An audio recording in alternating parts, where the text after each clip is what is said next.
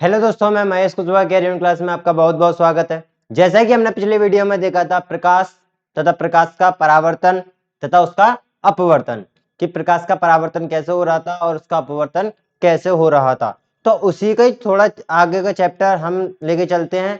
आज जो हमारा चैप्टर होगा वो होगा नेत्र, मतलब आंख के ऊपर जो हमारी आई है उसके ऊपर।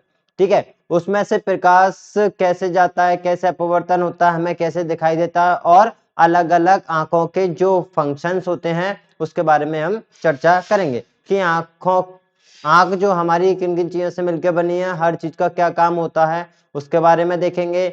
और जो प्रकाश का परावर्तन होगा प्रिज्म में से उसके बारे में चर्चा करेंगे। और यहाँ पर हम देखेंगे इंद्रधनुष की उत्पत्ति कैसे होती है, इंद्रधनुष कैसे बनता है उसके बारे में थोड़ी चर्चा करेंगे। तो ये छोटा चैप्टर है, ज्यादा बड़ा चैप्टर नहीं है, इसको हम जल्दी जल्दी निपटा लेते हैं।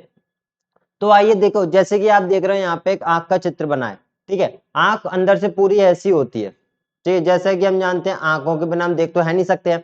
तो आंखों का देखने का कारण क्या है, अब हम देख कैसे पाते हैं? इसका एक मुख्य कारण है प्रकाश।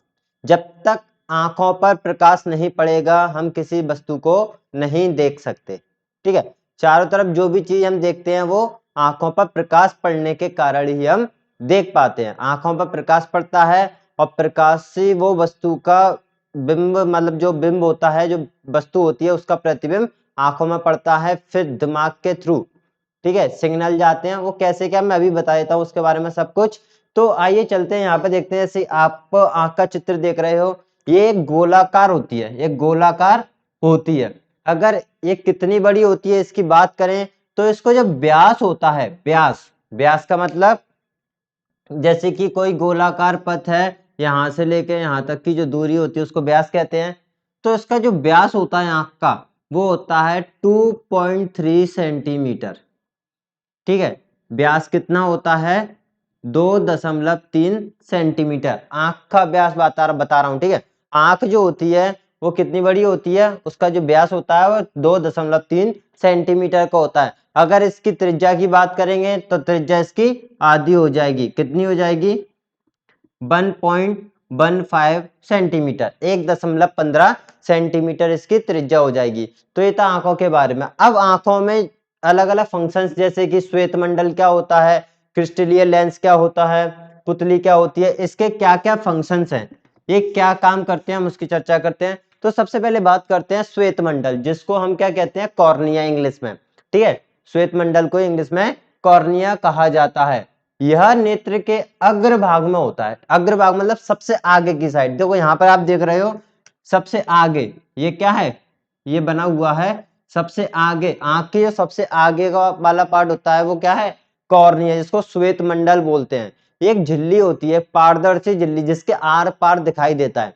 जैसे हमारी आंख है तो आंख के आर पार जो एक झिल्ली, मतलब ऊपर की साइड एक झिल्ली होती है बिल्कुल सफेद कलर की। सफेद कलर मतलब कह सकते हो आर पार जिसके दिखाई दे। ठीक है, आर पार जिसके दिखाई दे वो पारदर्शी झिल्ली होती है, जिसको क्या कह देते हैं? कॉर्निया कहते हैं। जहां से ही सबसे पहले प्रकाश अंदर की तरफ जाता है हमारी आंखों पर। ठीक है, किसी वस्तु का प्रकाश हमारी आंखों पर सबसे पहले किसके थ्रू जाता है? श्वेत मंडल के थ्रू, मतलब कॉर्निया से ही आंखों में प्रकाश जाता है। और आंखों पर जो प्रकाश का परावर्तन होता है ना, सबसे ज्यादा श्वेत मंडल पे ही होता है। जैसे कि मैंने आपको कल चैप्टर पढ़ाया था प्रकाश का अपवर्तन, सॉरी अपवर्तन पढ़ाया था। तो प्रकाश का जो अपवर्तन होगा, प्रकाश का जो अपवर्तन होगा ज्यादातर कहां से हो जाएगा?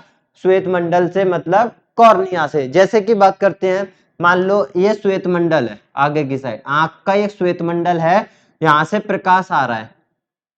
अपवर्तन मैंने कैसे बताया था कि लाइट अंदर तो चली जाती है लेकिन थोड़ी सी तिरछी हो जाती है, उसको क्या कहते हैं? अपवर्तन कहते हैं। तो ज्यादातर अपवर्तन कहां से हो जाता है? कॉर्निया से, मतलब श्वेत मंडल से। ठीक है, श्वेत मंडल समझ में आ गया? श्वेत मंडल के बारे में समझ में आ गया है। एक पतली झिल्ली होती है जो कि पारदर्शी होती है, यहां से ही प्रकाश एंटर करता है आंख की तरफ, मतलब आंख के अंदर जाता है। और ज्यादातर जो प्रकाश का अपवर्तन होगा वो श्वेत मंडल से ही हो जाता है। ठीक है, ये हो गया। इसके बाद बात करते हैं क्रिस्टलीय लेंस। क्रिस्टलीय लेंस क्या होता है? लेंस, लेंस जैसे कि मैंने आपको कल पढ़ाया था लेंस में क्या होता है, लेंस से कोई प्रकाश जाता है और थोड़ा अपवर्तित होके हमें प्रतिबिंब दिखाई देता है, ठीक है, दूसरी तरफ। तो यहाँ पे जो लेंस है ये एक उत्तल लेंस होता है। मैंने आपको दो लेंस पढ़ाए थे, अवतल लेंस और उत्तल लेंस। तो ये लेंस जो होता है आंखों के अंदर, वो कौन सा लेंस होता है, वह एक उत्तल लेंस होता है। कैसा लेंस होता है, उत्तल लेंस, लिख सकते हो, उत्तल लेंस, एक उत्तल लेंस होता है। अब इसमें होता क्या है, जो प्रकाश आता है कहां से, पहले तो कहां गया प्रकाश, श्वेत मंडल पे, श्वेत मंडल से थोड़ा अपवर्तित हो गया, फिर कहां पर पड़ा, इस लेंस के ऊपर पड़ा प्रकाश। अब प्रकाश इस लेंस के ऊपर पड़ा तो फिर सीधे कहां जाएगा, ये जाएगा दृष्टि पटल के ऊपर, ठीक है, कहां पर जाएगा, दृष्टि पटल, मतलब यहाँ पर प्रकाश आया, यहां से सीधे गया दृष्टि पटल के ऊपर पड़ा, और दृष्टि पटल मतलब रेटिना, यहाँ पर ही हमें किसी वस्तु का प्रतिबिंब दिखाई देता है, ठीक है। किसी वस्तु का प्रतिबिंब कहां बनता है, तो दृष्टि पटल पर बनता है, जिसको रेटिना कहा जाता है। अब देखो यहाँ पर जो लेंस का जो काम होता है, वो काम होता है कि जो वस्तु भिन्न भिन्न दूरी पर रखी रहती है, कभी दूर वस्तु रखी है या पास वस्तु रखी है, तो दूर वस्तु को देखने के लिए थोड़ी हमारी आंखों पर दम लगती है, ताकत लगती है, हमें उसकी जो फोकस दूरी होती है वो या तो दूर रखी होगी तो फोकस दूरी ज्यादा करना पड़ेगी, और पास में रखी है तो फोकस दूरी कम करना पड़ेगी। तो हम ये काम नहीं करते हैं, ये काम करता है लेंस, ठीक है। तो लेंस क्या है, यहाँ पे एक उत्तल लेंस है जो प्रकाश को रेटिना पर अभिसरित करता है। अभिसरित का मतलब उस पर एक प्रतिबिंब बना देता है, कहां पर, रेटिना पर, ठीक है। और ये कैसा होता है, एक जेली देखी आपने, जेली, तो जेली ऐसा ही एक पदार्थ होता है, उसी का बना होता है ये लेंस, ठीक है। ये विभिन्न दूरियों पर रखी वस्तुओं को रेटिना पर क्या करता है, फोकसित करने के लिए आवश्यक फोकस दूरी में थोड़ा सा समायोजन करता है। समायोजन का मतलब क्या होता है कि थोड़ा चेंजेस करना, फोकस दूरी में थोड़ा बदलाव करना। जैसे कि किसी की फोकस दूरी अगर मान लो कम है, तो इसका मतलब वो दूर की चीजें नहीं देख पाएगा, और ज्यादा है तो पास की चीजें नहीं देख पाएगा। तो ऐसा होता है ना। तो यहाँ पर मान लो कोई वस्तु दूर रखी है और हम यहाँ पे हैं, ठीक है, हमारी आंख यहाँ पर है। अब जब किसी वस्तु को देखने के लिए हमें फोकस दूरी बढ़ाना पड़ेगी, तभी तो हम दूर की वस्तु देख सकते हैं। तो फोकस दूरी बढ़ाने का काम कौन करेगा, ये लेंस करेगा। लेंस ही थोड़ा फोकस अपना चेंज कर लेता है, लेंस अपना फोकस चेंज कर लेता है। वो कैसे करता है मैं आपको आगे बताऊंगा, ठीक है। और पास की वस्तु देखना है तो उसकी फोकस दूरी कम करना पड़ेगी, वो कौन करेगा, वो लेंस ही करेगा, ठीक है। तो इस फोकस दूरी में थोड़ा बहुत समायोजन करता है लेंस। किसी वस्तु का प्रतिबिंब कहां पर बनता है, और दृष्टि पटल पर बनता है। बात समझ में आई, ये हो गए लेंस के बारे में। अगर हम बात करें परितारिका, ये आप देख रहे हो परितारिका, परितारिका क्या होती है, देखो यहाँ पर ये चीज है, ठीक है, ये होती है पुतली, ये क्या होती है, पुतली होती है। यहाँ पर ये बिल्कुल नीचे, पुतली का ये नीचे का वाला पार्ट है ना, इसको परितारिका कहते हैं। ये पुतली को एडजस्ट करती है, एडजस्ट का मतलब उसके आकार को नियंत्रित करती है, आकार बढ़ाती है, आकार कम करती है। जैसे कि हमें दूर की वस्तु देखना है तो पुतली का आकार बढ़ जाता है, ठीक है। बोलते हैं ना आंख फटी की फटी रह गई, तो आंख का ज्यादा खुलना, तो वो कौन काम करा रहा है, वो परितारिका काम कराती है कि आंख ज्यादा दूर वस्तु रखी है तो उसको बिल्कुल आंख फाड़ के जो देखते हैं, तो वो परितारिका करती है, उसका जो पुतली का साइज है वो बढ़ा देती है। अगर किसी वस्तु को ऐसे कि हम थोड़ा चकचौंधी आंखों से देखते हैं, सूरज के प्रकाश को देखते हैं, तो हमें सूरज डायरेक्ट अपन खुली आंखों से नहीं देख सकते, हमारी आंखें कैसी होती है, बंद होती हैं। तो पुतली का आकार कैसा हो जाता है, कम हो जाता है। तो वो भी काम कौन करता है, परितारिका करती है। तो परितारिका जो पुतली होती है, हमारी आंखों की जो पुतली, जैसे कि सब जानते हैं आंखों की सामने वाली जो पुतली होती है, उसके आकार में जो परिवर्तन करता है वो कौन करता है, परितारिका करता है, ठीक है, परितारिका। उसके बाद पुतली, पुतली का काम क्या होता है, ठीक है। तो पुतली आंख में प्रवेश करने वाला जो प्रकाश होता है उसकी मात्रा को नियंत्रित करता है। जैसे कि अभी बताया था, अपन सूरज की तरफ देख रहे हैं, सूरज का प्रकाश कैसा पड़ रहा है, बहुत ज्यादा प्रकाश पड़ रहा है, हम उस प्रकाश को नहीं देख सकते, हम उस प्रकाश को नहीं देख सकते। तो उस प्रकाश की मात्रा को नियंत्रित करना, जैसे कि अगर उसको देखना होगा तो हम थोड़ी आंखों को बंद कर लेते हैं, ठीक है, या फिर जहां पर कम प्रकाश पड़ता है, बिल्कुल अंधेरा होता है, तो हम बिल्कुल आंख फाड़ कर देखते हैं किसी चीज को कि थोड़ी बहुत दिख जाए। तो उस प्रकाश को नियंत्रित करने का काम कौन करता है? पुतली करता है। ठीक है, पुतली एक पार्ट होता है जिसको इंग्लिश में पिपल कहते हैं, पिपिल।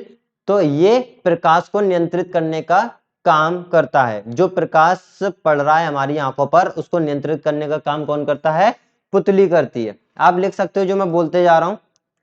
ठीक है, अब सबसे लास्ट पार्ट आ जाता है, चलो इसकी बात और कर लेते हैं। पद्माभि पद्माभि पेशियां। ठीक है, जैसा कि मैंने अभी बताया था, लेंस की जो फोकस दूरी को कम ज्यादा करने का काम करता है लेंस। ठीक है, लेंस नहीं करता, पद्मापी करती है, पद्मापी पेशियां। जो पेशियां क्या होती हैं? शिथिल हो जाती हैं। शिथिल का मतलब फैल जाती हैं, तो लेंस बड़ा हो जाता है। और ये सिकुड़ जाती हैं शिथिल पद्मापी पेशियां, तो क्या होती हैं? ये लेंस का साइज छोटा हो जाता है। ठीक है, आगे मैं इसका बता दूंगा कि कैसे होगा। अब सबसे इंपॉर्टेंट है दृष्टिपटल, रेटिना। रेटिना पे क्या बनता है? जैसे कि मैंने पहले बताया था, जो प्रकाश हमारा आ रहा है कहां से होते हुए आता है? पहले श्वेत मंडल से होते हुए आएगा, फिर लेंस पर पड़ेगा, फिर लेंस से प्रकाश कहां जाता है? दृष्टिपटल मतलब रेटिना के ऊपर जाता है, और यहां पर ही किसी वस्तु का प्रतिबिंब दिखाई देता है। ठीक है, यहां पर ही किसी वस्तु का प्रतिबिंब यही बनेगा। क्वेश्चन आ भी सकता है, ये आया हुआ भी क्वेश्चन है कि वस्तु का प्रतिबिंब कहां दिखाई देता है आंख के अंदर? तो दृष्टिपटल रेटिना के ऊपर दिखाई देता है। ये भी क्या एक छोटी सी झिल्ली होती है, जैसे कि आप देख रहे हो, ये क्या एक झिल्ली है। ठीक है, एक छोटी सी झिल्ली होती है जिसमें प्रकाश की जो सुग्राही कोशिकाएं होती हैं, मतलब कोशिका जो प्रकाश को ग्रहण करने की बहुत ज्यादा मात्रा में होती हैं। ठीक है, जैसे कि अब मैंने बताया था यहां से प्रकाश आया, वस्तु का प्रतिबिंब बना। वस्तु का प्रतिबिंब जैसे ही यहाँ बनता है, फिर यहाँ से इलेक्ट्रिक सिग्नल निकलते हैं। ठीक है, इलेक्ट्रिक सिग्नल जो कि कहाँ जाते हैं? हमारे दिमाग के ऊपर जाते हैं, दिमाग पर जाते हैं। फिर दिमाग क्या करता है? इस के जो मतलब जो प्रतिबिंब बना है उसकी व्याख्या करता है, और किसी वस्तु को हम इसी से ही देख पाते हैं। जैसा कि हम जानते हैं कि हमारे शरीर में 5 सेंसिंग ऑर्गन्स होते हैं। 5 सेंसिंग ऑर्गन्स मतलब कि जैसे कि जीभ, जीभ स्वाद पता करती है कि कैसा क्या स्वाद है। नाक सूंघने का काम करती है। आंख देखने का काम करती है। कान सुनने का काम करती है। और जो हमारी स्किन होती है, जो त्वचा होती है, वो कुछ सी चीज को सेंस करने का, जैसे मैंने टच किया तो मुझे फील हो जाता है कि हाँ मुझे किसी ने टच किया। ठीक है, तो 5 हमारे अंदर सेंस ऑर्गन्स होते हैं। कौन कौन से होते हैं? एक तो जीभ, एक नाक, एक आंख, एक कान और एक त्वचा। ये 5 सेंसिंग ऑर्गन्स होते हैं। अब इन्हीं 5 सेंसिंग ऑर्गन्स का जो सिग्नल होता है वो कहाँ पर जाता है? हमारे दिमाग के ऊपर जाता है। ठीक है, दिमाग पे। जैसे कि मान लो मैं किसी चीज को सूंघ रहा हूं, तो इसका भी इलेक्ट्रिक सिग्नल होगा, वो कहाँ जाएगा? दिमाग के ऊपर जाएगा। और इलेक्ट्रिक सिग्नल क्यों? क्योंकि बहुत ज्यादा फास्ट होता है एकदम। ठीक है, आएगा बायो में, मैं आपको पढ़ाऊंगा इसके बारे में भी थोड़ा। तो यहां से जब हम किसी चीज को सूंघते हैं तो दिमाग पर जाता है, फिर दिमाग डिसीजन लेता है कि हाँ इसकी स्मेल जो है, इसकी जो सुगंध है या बदबू है, वो किस जैसी है। ऐसा ही काम हमारी आंखों के लिए होता है। जैसे कि हमने किसी वस्तु को देखा, आंख ने अपना काम कर दिया, दृष्टि पटल पर जाके उसका प्रतिबिंब बना दिया। अब प्रतिबिंब का जो इलेक्ट्रिक सिग्नल होगा यहाँ से, वो कहाँ जाएगा? दिमाग के ऊपर जाएगा, दिमाग पे, फिर दिमाग इसकी व्याख्या करेगा, और इससे हमें पता लगता है कि हाँ ये चीज हमने ये वाली देखी है, तब हम समझ सकते हैं कि ये वाली चीज ये है। ठीक है, तो ये होता है रेटिना का काम। ठीक है दोस्तों, तो इसमें आगे चलते हैं। ये था पूरा आंख का डायग्राम। इसमें अभी थोड़ा और आगे है, और बता देता हूं। अब यहाँ पे एक पॉइंट और आ जाएगा, दूर बिंदु। दूर बिंदु क्या होता है?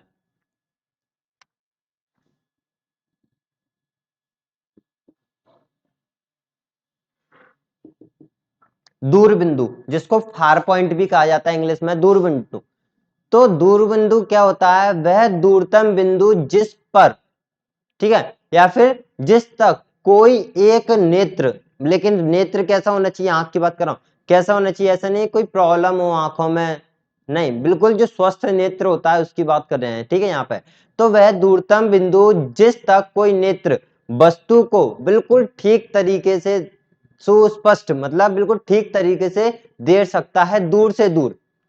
ठीक है, दूर से दूर, जैसे पास की बात नहीं कर रहा, मतलब ऐसी एक वस्तु को कितनी दूर में रखूं कि हमारी आंख ठीक तरीके से देख सकती है। तो किसी भी आंख का, ठीक है, जो किसी भी सही आंख की बात करेंगे, नॉर्मल आइज की बात करेंगे, ठीक है, ऐसे नहीं इफेक्टेड है, बीमारी है, उसकी नहीं, यहाँ पर कोई भी नॉर्मल आंख है तो उसका अगर दूरतम बिंदु की बात करें तो दूरतम बिंदु उसका अनंत मानते हैं। अनंत, अनंत क्यों मानते हैं? क्योंकि देखो किसी किसी को बहुत दूर तक 1 किलोमीटर तक भी देख लेता है, किसी का थोड़ा कम होता है, तो थोड़ा सा डिफ्लेक्शन इसमें आ जाता है, इसलिए हम दूरतम बिंदु को क्या मान देते हैं? अनंत मान लेते हैं कि किसी भी वस्तु को हम दूर से दूर कितनी दूर तक देख सकते हैं?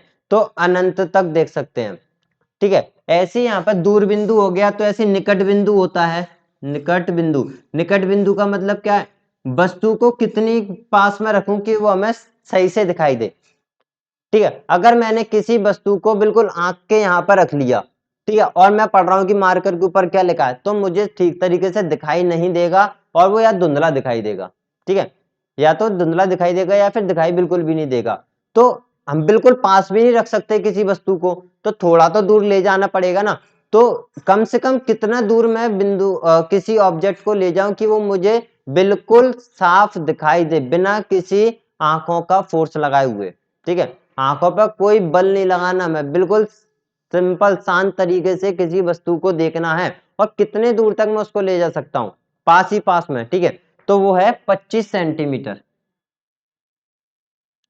कम से कम जो कोई भी वस्तु 25 सेंटीमीटर पर रखी होगी, तब हम किसी वस्तु को बिल्कुल साफ देख सकते हैं। अगर 25 सेंटीमीटर से कम पर रखी है तो वस्तु वो हमें ठीक से दिखाई नहीं देगी, ठीक है। 25 सेंटीमीटर पर कम से कम होना चाहिए। तो जो हमारी आंखों का जो रेंज हो गई, आंखों की रेंज, तो आंखों की रेंज क्या हो गई? कम से कम 25 सेंटीमीटर से लेकर कहां तक? अनंत तक हम किसी वस्तु को देख सकते हैं। कम से कम 25 सेंटीमीटर पर तो वो रखी होना चाहिए, और 25 सेंटीमीटर से ज्यादा कितनी हो सकती है? अनंत तक, ठीक है। तो दूर बिंदु क्या हो गया? अनंत हो गया, और कम से कम जो निकट बिंदु हो गया वो क्या हो गया? 25 सेंटीमीटर हो गया, ठीक है। अब यहां पर एक वर्ड और आ जाता है, समंजन क्षमता। समंजन क्षमता, पावर ऑफ एकोमोडेशन, ठीक है। समंजन क्षमता क्या होती है?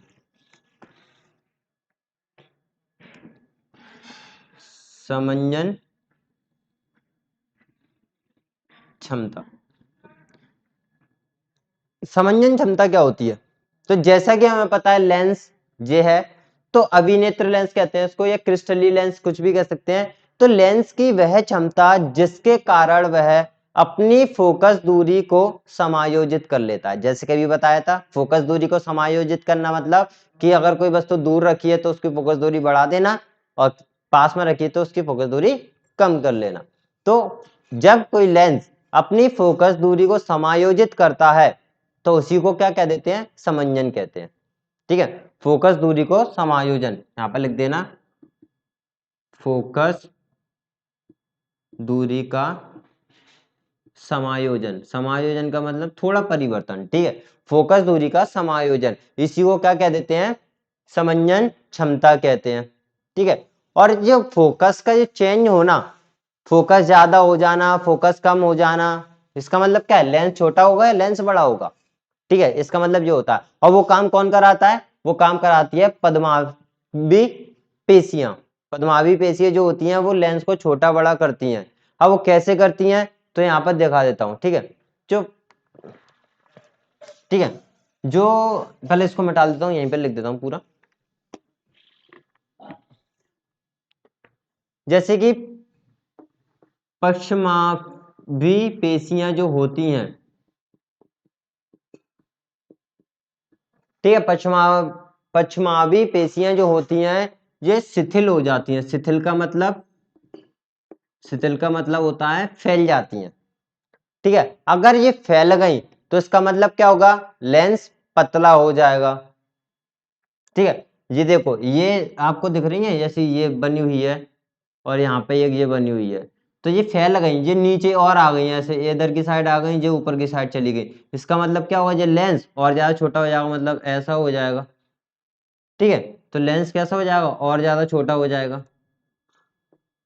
तो इससे क्या हो जाएगा? लेंस पतला हो जाएगा, शिथिल हो जाएंगी तो लेंस कैसा हो जाएगा, पतला हो जाएगा।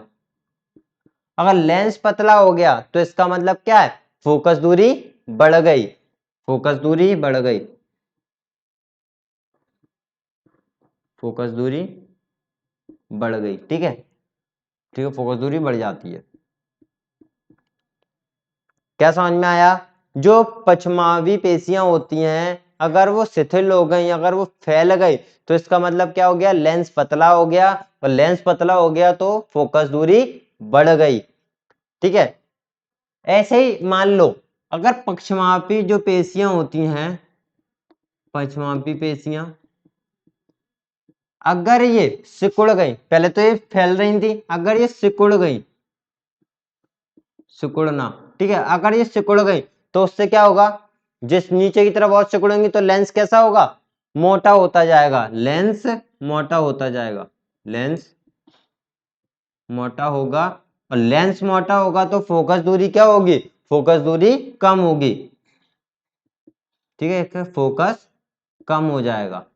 बात समझ में आई? क्या पछमावी पेशियां अगर शिथिल हो गई तो लेंस पतला होगा और फोकस दूरी बढ़ जाएगी।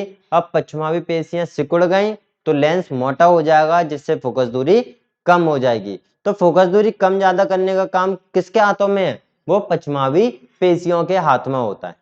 ठीक है, तो यहां से ये हो गए। अब यहाँ पर आंखों में कुछ दोष आ जाते हैं, जैसे कि हम जानते हैं निकट दृष्टि दोष, किसी को पास का दिखाई नहीं देता, किसी को दूर का दिखाई नहीं देता। ठीक है, और जो ज्यादा उम्र के लोग हो जाते हैं उनको पास और दूर दोनों का ही दिखाई नहीं देता, तो उस केस में क्या होता है, तो उसकी चर्चा हम यहाँ पे करते हैं। तो ये दोष कहलाते हैं, क्या है, दोष कहलाते हैं। तो आपने एक मोतिया बिंद का नाम तो सुना होगा, मोतिया बिंद। तो मोतिया बिंद होता क्या है, जैसे कि ज्यादा उम्र के जो लोग होते हैं उनकी जो नेत्र का लेंस होता है, नेत्र का जो लेंस होता है, आपने देखा होगा कभी कभी वो दूधिया हो जाता है या फिर धुंधला हो जाता है। ठीक है, ज्यादा उम्र के जो लोगों के आंखों का जो लेंस होता है वो दूधिया हो जाता है या फिर धुंधला हो जाता है, इसी स्थिति को क्या कह देते हैं, मोतियाबिंद कह देते हैं। इसके कारण जो हमारी आंख है वो ठीक तरीके से देख नहीं पाती है। ठीक है, हम कम दिखाई देता है, कम तरीके से दिखाई देता है, या फिर ऐसा भी हो सकता है कि बिल्कुल भी दिखाई नहीं दे, बिल्कुल ही अंधा हो जाए।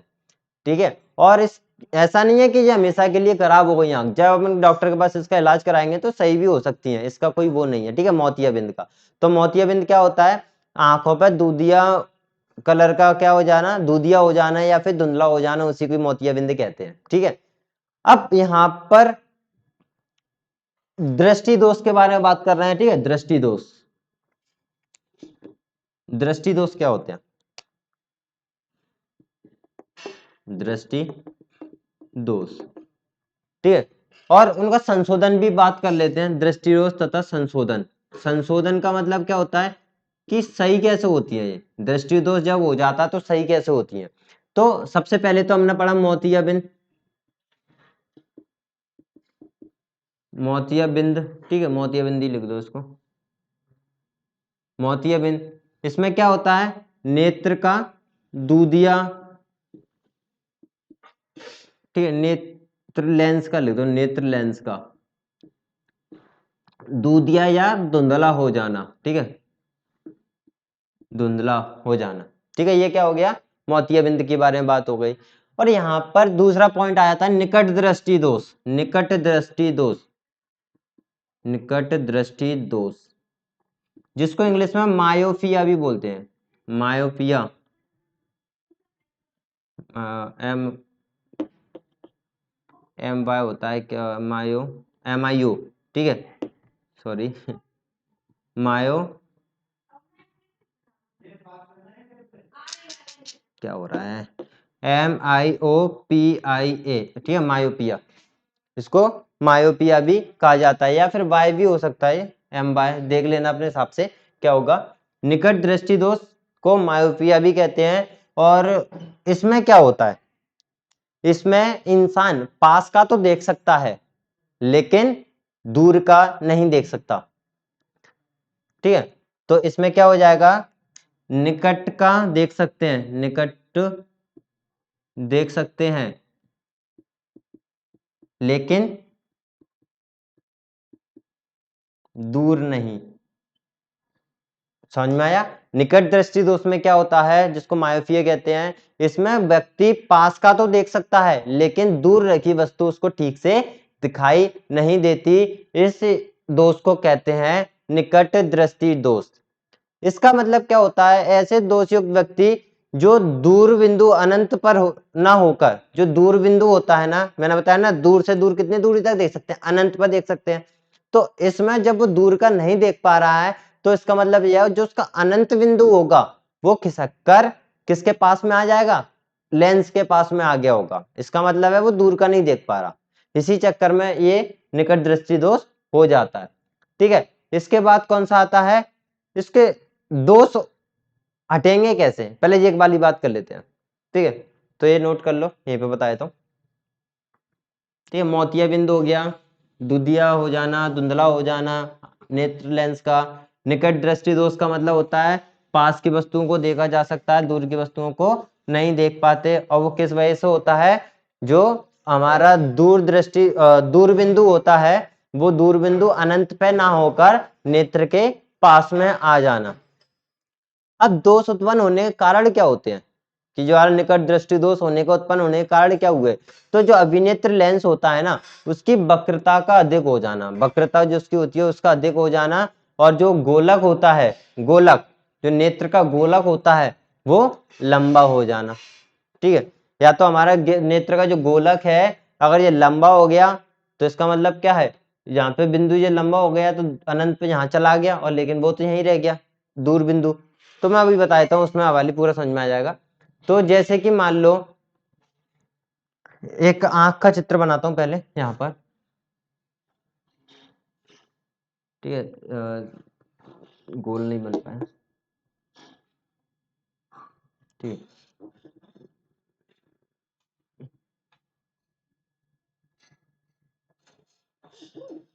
मान लो ये आंख है। ठीक है, आंख है, यहाँ पे एक लेंस लगा होता है, ये लेंस है, कौन सा लेंस है, उत्तल लेंस है। ये अभी नॉर्मल आई की बात कर रहा हूँ, बिल्कुल सही आंख है। यहाँ पर कोई भी वस्तु रखी है, मान लो ओ, कोई भी वस्तु रखी है, इसका प्रकाश कहाँ पर पड़ेगा, आंखों पर पड़ेगा। इसका प्रकाश कहाँ पड़ेगा, आंखों पर पड़ेगा। मान लो ये प्रकाश पड़ रहा है इसका आंखों पे। ठीक है, इसका प्रकाश आंखों पर पड़ रहा है। अब इसमें होगा क्या, लेंस पे कोई भी चीज आती है तो रिफ्रैक्ट हो जाती है, मतलब परावर्तित हो जाती है। तो ये होता है दृष्टि पटल। ठीक है, रेटिना, यहाँ पे क्या इमेज बन जाएगी, इसी को दूर बिंदु कह सकते हो, दूर बिंदु। ठीक है, इस वाले पॉइंट को। अब ये होता है नॉर्मल आइज, मतलब जो आंख में कोई कमी नहीं है उसका। लेकिन निकट दृष्टि दोष में क्या होता है, ये वाला जो बिंदु होता है, ये वाला बिंदु, ये यहाँ पे ना होते हुए पास में आ जाता है, ये पास में आ जाता है। इसी वजह से निकट दृष्टि दोष होता है। कैसा, ये तो नॉर्मल हो गया। ठीक है, अगर यही बिंदु यहाँ पे ना होते हुए यहाँ आ जाए, यहाँ पर,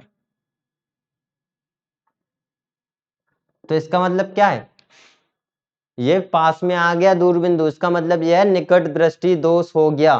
ठीक है, हम दूर की वस्तु नहीं देख पाएंगे, क्योंकि अब यहाँ पर देखना चाहिए तो ना, यहाँ पर देख ही नहीं पाएंगे। अब वो यहाँ पर आ गया है, जो हमारा दूर बिंदु था वो यहाँ आ गया है, अब किसी वस्तु को यहाँ पे नहीं देख पाएंगे। ठीक है, इसीलिए क्या होता है, निकट दृष्टि दोष होता है, जिसमें दूर बिंदु यहाँ आ गया। ठीक है, तो ये हो गया। अगर इसको हमें सही करना है, मैंने बताया ना संशोधन के उपाय, तो संशोधन इसमें करना है तो क्या करेंगे, कुछ नहीं करना, बस अपन देखो, जब हमारी आंखों में प्रॉब्लम हो जाती है कि हमें दूर का दिखाई नहीं देता, तो अपन क्या करते हैं, या तो लेंस लगा लेते हैं या चश्मा लगा लेते हैं। चश्मे में भी तो लेंस ही होता है। तो कौन सा चश्मा लगाएंगे, जिसमें कौन सा लेंस होगा, उसमें अवतल लेंस होगा। अवतल लेंस का चश्मा लगाएंगे तब हमें दूर का दिखाई देने लगेगा। तो आंख के यहाँ पर एक अवतल लेंस का चश्मा लगा देते हैं। ठीक है, अवतल लेंस लगा दिए, जैसे मान लो जो होता है अवतल लेंस। ठीक है, उत्तल वाला होता है, अवतल होता है। जिसने पिछली वीडियो नहीं देखी है तो देख लेना, पूरा समझ में आ जाएगा कंसेप्ट लेंस का। तो ये मैंने अवतल लेंस लगा दिया। जैसे ही मैंने अवतल लेंस लगाया तो हुआ क्या, बस वही चीज हो गई। अब मेरी रोशनी सीधे कहाँ पड़ेगी, यहां पे, ठीक है, रोशनी अब यहां पड़ेगी। तो यहां पर एक चीज याद रखना, बस पॉइंट है ये, जब किसी व्यक्ति को निकट दृष्टि दोष होता है तो उसका जो दूर बिंदु होता है वो आंख के पास में आ जाता है, जिस वजह से वो पास में रखी हुई वस्तु को तो देख सकता है, सुस्पष्ट देख सकता है, सही तरीके से देख सकता है, लेकिन दूर रखी हुई वस्तु को ठीक तरीके से नहीं देख पाता है। अगर उसको सही करना है अपनी आंखों को, तो क्या करते हैं, चश्मा लगाते हैं। उस चश्मे में कौन सा लेंस होना चाहिए, उस चश्मे में अवतल लेंस होगा।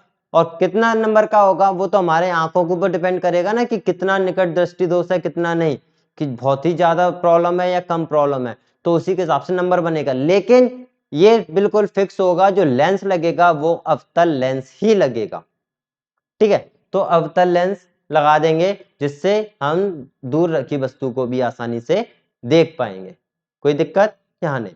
अब यहाँ पे एक और आ जाता है दीर्घ दृष्टि दोष, ठीक है, या फिर दीर्घ दृष्टि दोष को भी दूर दृष्टि दोष भी कहा जाता है। निकट दृष्टि दोष और दूर दृष्टि दोष। दूसरा कौन सा है, दीर्घ दृष्टि दोष। दीर्घ दृष्टि दोष, जिसको दूर दृष्टि दोष भी कहा जा सकता है, और इंग्लिश में कहते हैं इसको हाइपरमेट्रोपिया। हाइपरमेट्रोपिया, ठीक है। हाइपरमेट्रोपिया में क्या होता है, बिल्कुल निकट दृष्टि दोष का ही उल्टा। उसमें हम पास की वस्तु को देख सकते थे, दूर की वस्तु को नहीं देख पाते थे। इसमें क्या होगा, इसमें पास की वस्तुओं को नहीं देख पाएंगे, दूर की वस्तुओं को आसानी से देख पाएंगे। तो पास की वस्तुओं को नहीं देख सकते, ठीक है, दूर रखी वस्तु को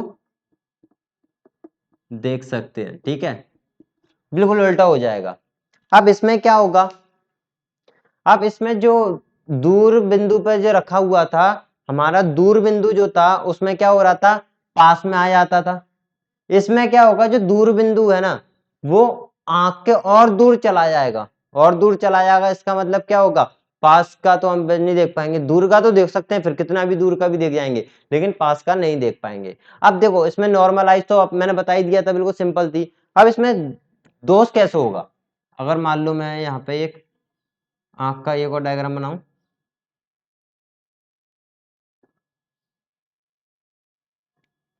ठीक है, आंख का एक और डायग्राम बनाऊं,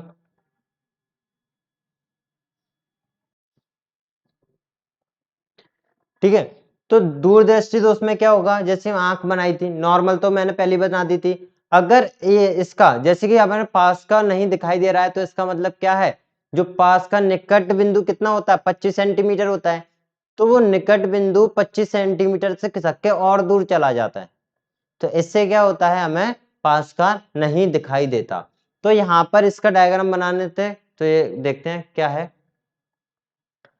कि मान लो कोई ऑब्जेक्ट यहाँ था, ठीक है, कोई ऑब्जेक्ट यहाँ था, यहाँ पे एक लेंस और बना देते हैं, ये लेंस है, ठीक है, यहाँ पे गई, प्रकाश गया, ठीक है, यहाँ से सीधा यहाँ जाना चाहिए, लेकिन वो यहाँ ना जाते हुए थोड़ा दूर चला जाता है। जो बिंदु होगा हमारा वो दूर चला जाएगा, इससे फोकस दूरी बढ़ गई इसकी, ठीक है, जो बिंदु दूर चला गया, सही तरीके से कहाँ बनता है, इसी दृष्टिपटल पर बनता है, तो सही बन रहा है। अगर दूर बन रहा है तो इसका मतलब दीर्घ दृष्टि दोष हो गया, मतलब पास की चीजों को नहीं देख पाएंगे, ठीक है। तो ऐसा होता है उस केस में, किसमें, दीर्घ दृष्टि दोष में। अब इसको सही करने के लिए क्या करें, इसको सही करने के लिए क्या करेंगे, हमें फिर एक और लेंस लगाना पड़ेगा, उस लेंस के थ्रू ये ठीक हो पाएगा। अब कौन सा लेंस लगाएं, तो इसमें अवतल लगा रहे थे उसमें, तो इसमें लगा दो उत्तल लेंस। इसमें कौन सा लेंस लग जाएगा, उत्तल लेंस लग जाएगा। जैसे हम यहाँ पर उत्तल लेंस लगा देते हैं, कितने नंबर का, वो तो हमारी आंखों पर डिपेंड करता है कि हमारी आंखें ज्यादा खराब है या कम खराब है। जैसे हम यहाँ पे उत्तल लेंस लगा देते हैं, तो फिर क्या होगा, हमारी आंखें फिर से सही तरीके से देख पाएंगे, बिल्कुल यही बनेगा, कोई दिक्कत। तो ये था दीर्घ दृष्टि दोष। तो इसके यहां से क्या नतीजा निकल के आया, हमने देखा कि सबसे पहले जो 25 सेंटीमीटर पर निकट बिंदु होता है ना, वो उसकी खिसक के थोड़ा दूर चला जाता है, जिससे उसकी फोकस दूरी बढ़ जाती है। ठीक है, यहां तक आ रहा था, मतलब फोकस दूरी इसकी बढ़ गई। अब इसको सही करने के लिए क्या करना पड़ेगा? अब फोकस दूरी बढ़ गई तो क्या हम इससे पास की वस्तुओं को नहीं देख पाएंगे, दूर की वस्तुओं को देख सकते हैं। अब इसको सही करने के, इसको संशोधन करने के क्या उपाय होंगे? इसमें एक उत्तल लेंस लगा देंगे तो सही तरीके से हमें दिखाई देगा। ठीक है, ये दूसरा हो गया, सॉरी तीसरा है। पहला तो मोतियाबिंद था, दूसरा निकट दृष्टि दोष जिसको मायोपिया कहते हैं, तीसरा है हमारा दीर्घ दृष्टि दोष जिसको हाइपरमेट्रोपिया कहते हैं, और इसके संशोधन के उपाय भी मैंने आपको बता दिए। अब आएगा जरा दूरदृष्टिता। जरा दूरदृष्टिता मतलब जरा भी पास में भी और दूर भी, पास की बात भी कर रहे हैं, दूर की बात कर रहे हैं, जिसको प्रिस्बायोपिया भी कहते हैं। क्या कहते हैं? प्रिस्बायोपिया, जरा दूरदृष्टिता। चौथा है जरा दूरदृष्टिता, इसको प्रिस्बायोपिया भी कहा जाता है। ठीक है, इसमें क्या होता है, जो ज्यादा आयु के जो लोग होते हैं, मतलब जो बूढ़े लोग होते हैं जिनकी उम्र ज्यादा हो चुकी है, उनका जो मानव नेत्र मतलब उनका जो आंखें होती हैं, उनमें समंजस जो क्षमता होती है वो घट जाती है। समंजस क्षमता मैंने आपको बताया था, क्या होता है? फोकस का थोड़ा एडजस्टमेंट। ठीक है, इसमें समंजस क्षमता है ना वो घट जाती है, जिसके वजह से वो पास की चीज, जो पास की चीज होती है, निकट बिंदु क्या होता है, चलो दोबारा से बताता हूँ इसको ढंग से। जो ज्यादा उम्र के जो लोग होते हैं उनके नेत्र में प्रॉब्लम आ जाती है कि वो पास की वस्तु नहीं देख पाते। ठीक है, इसका मतलब क्या है, उनका निकट बिंदु जो था, निकट बिंदु था, तो वो निकट बिंदु क्या हो गया, दूर चला गया, इसके वजह से वो पास की वस्तु नहीं देख पा रहे। तो ये तो हो गया जरा। और दूर का मतलब क्या है, कभी कभी इनकी आंखों में ऐसा भी होता है कि वो दूर की वस्तुएं भी नहीं देख पाते, तो ना ही वो पास की वस्तुएं देख पाते हैं, ना ही वो दूर की वस्तुएं देख पाते हैं, तो उसको कहते हैं प्रिस्बायोपिया, मतलब जरा दूरदृष्टिता, ना पास ना दूर देख सकते हैं। ठीक है, अब इसको सॉल्यूशन क्या होगा इसका, कि क्या करना पड़ेगा इसके लिए? तो इसके लिए लेंस लगते हैं, बाईफोकल लेंस। कौन से? बाईफोकल। बाईफोकल का मतलब क्या? दोनों लेंस लगेंगे, उत्तल लेंस भी लग जाएगा और अवतल लेंस भी लग जाएगा। ठीक है, तो ये हो गया हमारा जरा दूरदृष्टिता। ठीक है, और इसके कारण बता दूं, अगर कारण देखना है तो कि क्यों होता है ये, तो यह पश्चमापी पेशियों, ये पश्चमापी पेशियां है ना, ये पश्चमापी पेशियों के धीरे धीरे दुर्बल होने तक, ठीक है, ये क्या होती है, पश्चमापी पेशियां धीरे धीरे कैसी हो जाती हैं, दुर्बल हो जाती हैं। दुर्बल होने के कारण ये क्या होती है, ना ये शिथिल हो पाती है, ना ही ये क्या हो पाती हैं, सिकुड़ पाती हैं। तो ये दुर्बल हो जाती हैं, दुर्बल होने के कारण जिससे क्या होता है, जो क्रिस्टल लेंस होता है ना, ये भी लचीलेपन में भी कमी आ जाती है इसके, तो इसी वजह से जरा दूरदर्शिता दोष हो जाता है। ठीक है, ये क्योंकि जब इंसान ज्यादा उम्र हो जाएगी, बूढ़े हो जाएंगे, तो उनकी आंखों में प्रॉब्लम तो आएगी आएगी। ये पश्चमापी पेशियां ये भी कमजोर पड़ जाएंगी, तो कमजोर पड़ जाएंगी तो ये भी शिथिल और सिकुड़ नहीं पाएंगे, लेंस का भी लचीलापन थोड़ा कम हो जाएगा, इस वजह से ये वाली प्रॉब्लम आ जाती है। अब यहाँ पर ये तो हो गया पूरे आंखों का, इसमें आंखों का कोई वो नहीं है। एक क्वेश्चन यहाँ पे ये बनता है कि इंसान की आंखें दो क्यों होती हैं? ठीक है, और सामने की तरफ होती हैं, जानवरों की तो आसपास होती हैं, लेकिन इंसान की आंखें सामने होती हैं और दो होती हैं, इसका कारण क्या है? तो इसका ये कारण है, जब इंसान की एक आंख, जो एक आंख होती है वो 150 डिग्री तक देख सकती है। कितना? 150। तो दो आंख होंगी तो कितना देख सकेगी? 180 डिग्री। तो मतलब हमें अपने ऐसे अपन सीधा खड़े हैं तो आगे का हिस्सा पूरा दिखाई देगा 180 डिग्री पे। तो एक तो ये कारण हो गया। दूसरा, हम जब कोई चीज एक आंख से देखते हैं तो 2D दिखती है। 2D मतलब दो डायमेंशनल की चीज दिखती है। जब आंखें दोनों से दिखाई देखने लगते हैं तो हमें कोई भी चीज 3 डायमेंशनल की दिखने लगती है। ठीक है दोस्तों, तो ये हो गया आंखों के बारे में, क्या था, इसके फंक्शंस भी पढ़ लिए और इसके दोष भी पढ़ लिए और इसके संशोधन के क्या उपाय थे वो भी हमने पढ़ लिए। अब देखते हैं हम छोटे छोटे दो टॉपिक हैं कि जो लाइट होती है, जो मैंने कल भी पढ़ाया था, कल का ही थोड़ा आगे का पार्ट कह सकते हो। कल का वीडियो देखना बहुत ज्यादा जरूरी है और इसलिए ठीक है, इसको मैं टाल देते।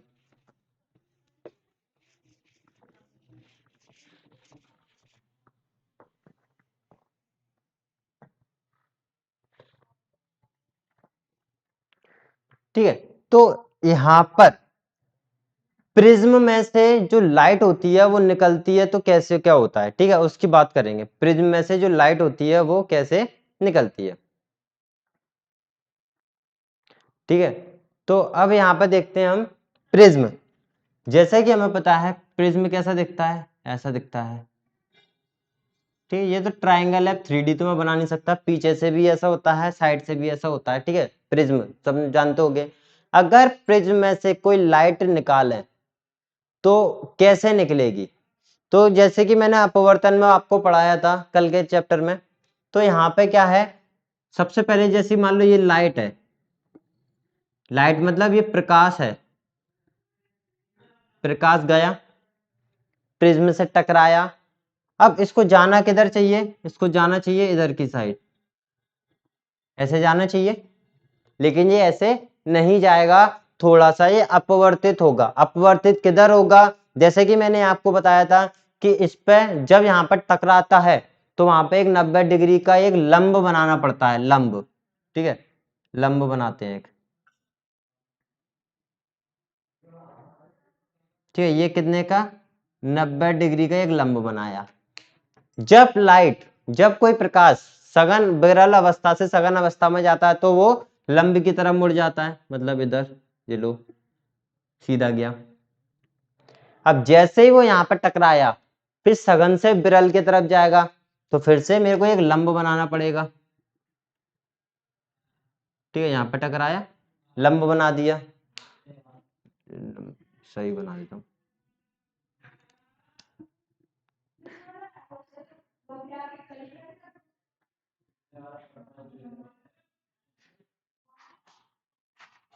ठीक है। लंब बिल्कुल इस पे ऐसे बनाना पड़ेगा कि कम ज्यादा ना हो, ठीक है। ये लो, जी 90 डिग्री का ये बना दिया। अब जाना किधर चाहिए, लाइट को इधर जाना चाहिए आगे की साइड, लेकिन ये किधर जाएगी, लंब के इधर जाएगी, ठीक है, ये इधर की साइड, ब्लैक से बना देते हैं, इधर की साइड जाएगी। तो ये होता है प्रकाश का अपवर्तन, प्रकाश का अपवर्तन किसमें से, प्रिज्म में से, ठीक है, प्रिज्म में से प्रकाश का अपवर्तन। और यहाँ पर कुछ पॉइंट हैं वो देखना ध्यान से। तो देखो यहाँ पर जो ये कोण बन रहा है लंब के बीच में और जो आपतित जो किरण है उसके बीच में, पहले कोण छोड़ो, पहले ये देख लेते हैं कि जैसे ये किरण आई, ये प्रकाश आया, इस प्रकाश को क्या बोलते हैं, आपतित प्रकाश या फिर आपतित किरण, ठीक है, आपतित किरण हो गई। उसके बाद ये किरण गई यहाँ पर टच करी, टच करने के बाद थोड़ी सी ये अपवर्तित हो गई, अपवर्तित हो गई तो मतलब क्या हो गया, ये अपवर्तित किरण कहलाएगी, अपवर्तित किरण। और ये वाली किरण कौन सी कहलाएगी, ये अपवर्तित होने के बाद बिल्कुल फाइनल में जो एक प्रकाश निकल जाता है, लौट मतलब ये प्रकाश आ रहा है, ये फाइनल में इधर प्रकाश चला गया, इस प्रकाश को बोलते हैं, इस किरण को बोलते हैं निर्गत किरण। कौन सी, निर्गत किरण। कोई दिक्कत, ये 3 किरण हो गई, आपतित किरण, अपवर्तित किरण और निर्गत किरण। अब यहाँ पर कोण भी बन रहे हैं, कोण का मतलब क्या है, देखो ये लंब है और ये आपतित किरण है, तो आपतित किरण से बनने वाला कोण आपतित कोण कहलाता है, जिसको हम आई से लिखते हैं, कौन सा, आपतित कोण, आई से लिखते हैं, ठीक है। अब देखो यहाँ पे भी ये कोण बन रहा है, देखो ये, इसको क्या कहेंगे, क्योंकि निर्गत किरण है तो निर्गत कोण हो जाएगा,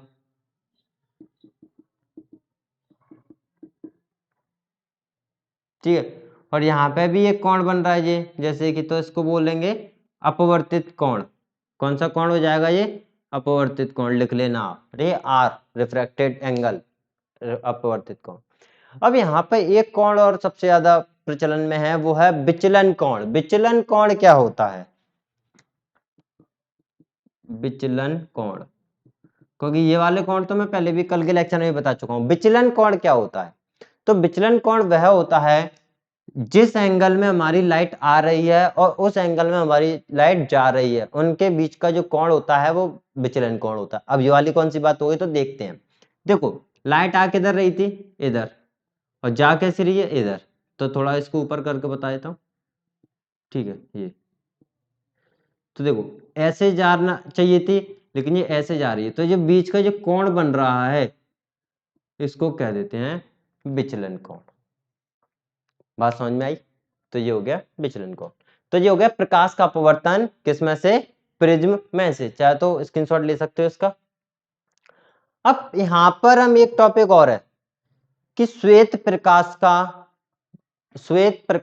विक्षेपण किसमें से? प्रिज्म में से। अब विक्षेपण क्या होता है श्वेत प्रकाश का, वो देखते हैं। ये इंपॉर्टेंट टॉपिक है।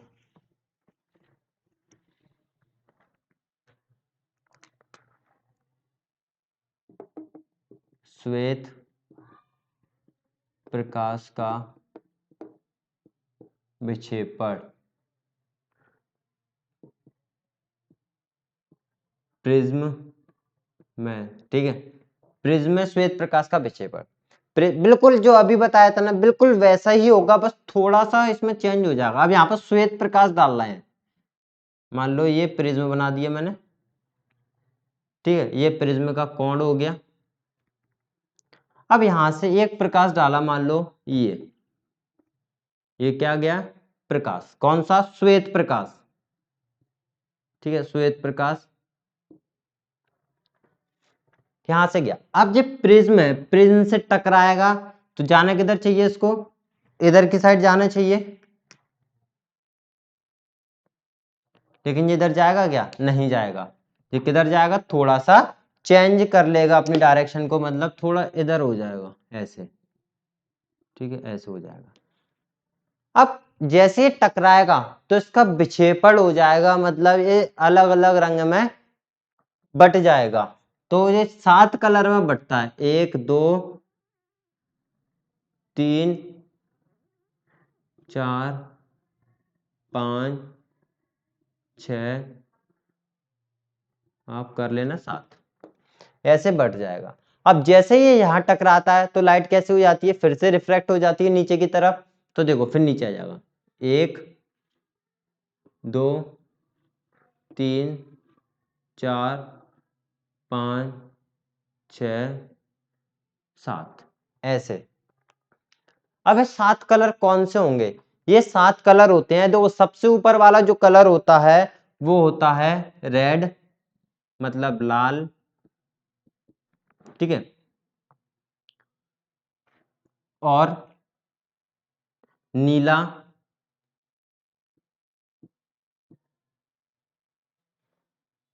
सॉरी नीला, नारंगी, ना से ही आ रहा है ना। नीचे से लिखवा देता हूँ, नीचे से मैं आपकी ट्रिक भी बता दूंगा इसकी याद करने की। सबसे नीचे का जो कलर होता है वो होता है बैगनी, ठीक है। बैगनी मतलब वॉयलेट, ठीक है। फिर होता है जामुनी, इंडिगो जिसको बोलते हैं। फिर होता है नीला, मतलब ब्लू। फिर होता है हरा, ठीक है। फिर होता है पीला, येलो। फिर नारंगी, मतलब ऑरेंज। फिर होता है लाल, मतलब रेड। तो जो सबसे ऊपर वाला जो कलर होता है वो निकलता है लाल, और सबसे नीचे वाला कलर होता है बैगनी। तो इस फॉर्म में पूरा हमारा जो श्वेत प्रकाश होता है वो विक्षेपित हो जाता है, वो बट जाता है। तो ये वो कलर हैं जो कि इंद्रधनुष में बनते हैं, ठीक है। तो इंद्रधनुष का भी बनने का कारण यही होता है। वो क्या कैसे बनता है वो उसका भी मैं भी बता दूंगा। तो यहाँ पे इसका एक ट्रिक बता देता हूँ कि इसको याद कैसे करना है। अगर हिंदी वाले हिंदी में याद करना चाहो तो हिंदी में भी कर सकते हो, इंग्लिश में भी याद कर सकते हो। तो हिंदी की ट्रिक होती है बेजानी हपी नाला, बेजानी हपी नाला, बैगनी जामुनी नीला हरा पीला नारंगी लाल। ठीक है, और नीचे से करना है, नीचे से। ऊपर से लिखोगे तो गलत हो जाएगी ये वाली ट्रिक, क्योंकि ऊपर बैगनी पहुंच जाएगा तो फिर गलत हो जाएगी। ऊपर लाल ही होना चाहिए, तो नीचे से ट्रिक लगाना। और ऐसे ही इंग्लिश की ट्रिक है, इंग्लिश की ट्रिक भी नीचे से ही लगेगी। इंग्लिश की ट्रिक है बिव ग्योर। ठीक है, बस कुछ नहीं है, इसका पहला पहला रखते गए बिव ग्योर। ठीक है, GYOR, बिव ग्योर। ठीक है, तो ये हो गया श्वेत प्रकाश का विक्षेपण, किसमें से, प्रिज्म में से। और 7 कलर ऐसे निकलते हैं, कौन कौन से कलर निकलते हैं वो भी बता दिए, लाल नारंगी पीला हरा नीला जामुनी और वॉयलेट मतलब बैगनी। ठीक है, अब यहां पर ही इस बात का पता लगाया था कि सूरज में 7 कलर ही होते हैं। ठीक है, वो किसने लगाया था, न्यूटन ने, आइजैक न्यूटन ने ऐसा पता लगाया था कि सूरज में 7 कलर होते हैं। कैसे, तो उन्होंने क्या किया, जैसे ही यहाँ पर जब मैं इसी के आगे बता देता हूँ, जो मैं टाल देते हैं।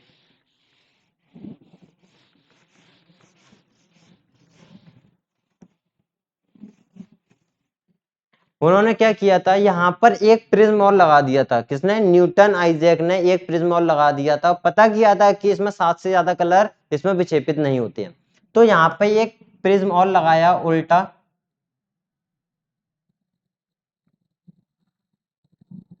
ठीक है, मान लो ये प्रिज्म लगा दिया उल्टा, यहाँ पर लाइट आ रही है 7, ये भी क्या होंगी, विक्षेपित हो जाएंगी, मतलब थोड़ी अपवर्तित हो जाएंगी 6 लाइट में यहाँ। तो फिर धीरे धीरे लाइट क्या हो जाएगी, केवल सिंगल लाइट में निकल जाएगी, मतलब ये श्वेत प्रकाश हो जाएगा। बात समझ में आई, मतलब श्वेत प्रकाश से विक्षेपण हो रहा है, फिर विक्षेपण से फिर से सिंगल एक श्वेत प्रकाश बन जाएगा। तो इसका मतलब उन्होंने सोचा ये 7 कलर से ज्यादा और कलर इसमें नहीं बनेंगे, क्योंकि फिर से वैसा की वैसा श्वेत प्रकाश बन रहा है ना। उन्होंने ये सोचा था कि एक और प्रिज्म लगा के देखते हैं कि क्या पता और ज्यादा कलर बन जाए, तो ऐसा नहीं हुआ था। उन्होंने एक और प्रिज्म लगाया था, उसी कलर से फिर से वैसा की वैसा बन गया। तो यहाँ से उन्होंने कर दिया कि 7 कलर से ज्यादा इसके अंदर नहीं विक्षेपित होता है, 7 कलर में ही ये वर्ल्ड, मतलब 7 वर्ल्ड में ही ये विक्षेपित होते हैं, नहीं और आगे नहीं होते हैं। अब यहाँ पर इंद्रधनुष की बात आती है, तो इंद्रधनुष बनता कैसे है, बिल्कुल इसका ही रीजन है इंद्रधनुष का। तो होता क्या है, मान लो एक तरफ सूर्य है, मतलब सूरज, और यहाँ पर बारिश हो रही है, ठीक है, अपोजिट साइड में। यहाँ पर पानी की बूंदें आई, मान लो ये पानी की बूंदें हैं। अब इस सूरज से निकलने वाला प्रकाश कहाँ गया, इस बूंद पर पड़ा, ये बिल्कुल प्रिज्म की तरह काम करेगी बूंद भी। ठीक है, यहाँ से थोड़ी किरण रिफ्लेक्टेड हुई, यहाँ से विक्षेपित हो गई, मतलब कलर में निकलने लगी, 7 कलर ही निकलेंगे, मैं 7 तो बना नहीं रहा, समझ जाना। फिर यहाँ से टकरा के, ये टकराने के बाद क्या करेगी, वापस लौटेगी, यहाँ पर परावर्तन भी होगा।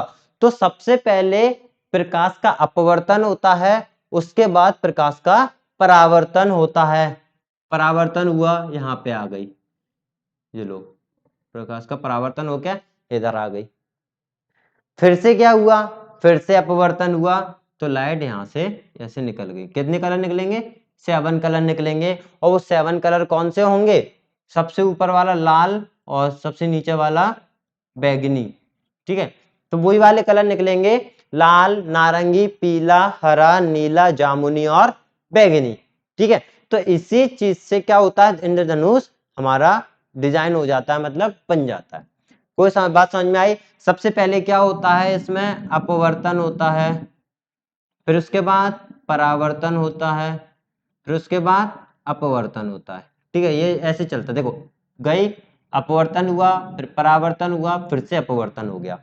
तो इसी क्रम में हमारा इंद्रधनुष बनता है। कोई दिक्कत, ये चीजें हमारी समझ में आ गई। समझ में आ गया? श्वेत प्रकाश का स्पेक्ट्रम भी बोलते हैं इसको, श्वेत प्रकाश का स्पेक्ट्रम बन रहा है ये, स्पेक्ट्रम मतलब विक्षेपण कह सकते हो। कोई दिक्कत यहाँ पर?